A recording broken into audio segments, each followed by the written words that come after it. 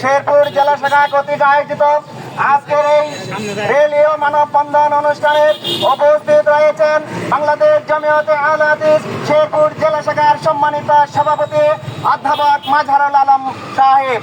আমাদের মাঝে উপস্থিত রয়েছেন বাংলাদেশ জমিয়তে আহলে হাদিস শেরপুর জেলা শাখার অন্যান্য নেতৃবৃন্দ। আরো উপস্থিত রয়েছেন জমিয়তে সুবহান শেরপুর জেলা শাখার সম্মানিত নেতৃবৃন্দ। উপস্থিত রয়েছেন উপজেলা শাখা ও আমাদের এলাকার সম্মানিত নেতৃবৃন্দ ও সর্বাত্মক আমাদের সম্মানিত তাওহীদি জনতা।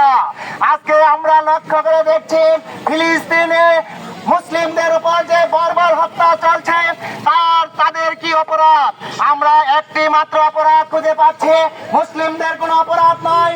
নির্মম ভাবে সেই নারী এবং শিশুদেরকে নির্যাতন করা হচ্ছে, মুসলিম ভাই বন্ধুদেরকে নির্যাতন করা হচ্ছে, নির্মম ভাবে তাদেরকে বুলেট মেরে তাদেরকে গুড়িয়ে দেওয়া হচ্ছে। আমরা লক্ষ্য করে দেখছি তাদের একটি মাত্র অপরাধ, সেই অপরাধ হলো লা ইলাহা ইল্লাল্লাহ তারা গ্রহণ করেছে।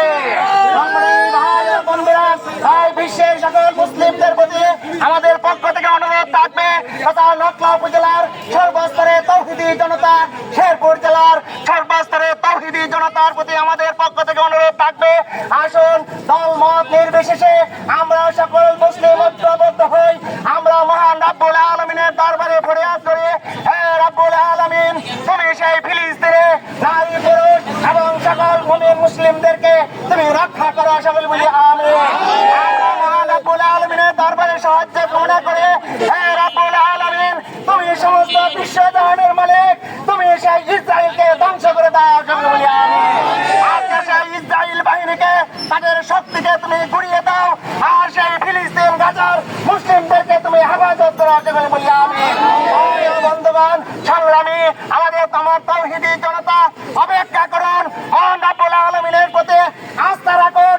সময় চলে আসছে, সেই মেহেদী আসবে, আমাদের কালেমার জয় হবে ইনশাআল্লাহ।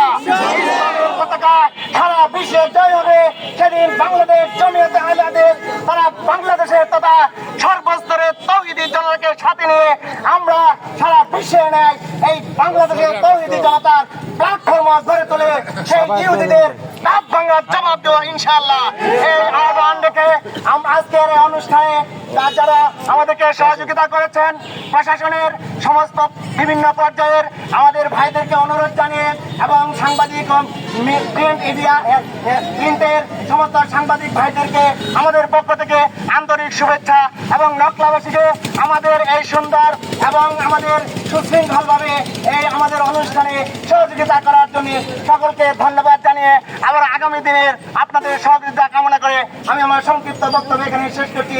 বাংলাদেশ জমিয়তে আহলে হাদিস জিন্দাবাদ, বাংলাদেশ জিন্দাবাদ। সকলকে ধন্যবাদ। আসসালামু আলাইকুম ওয়া রাহমাতুল্লাহ।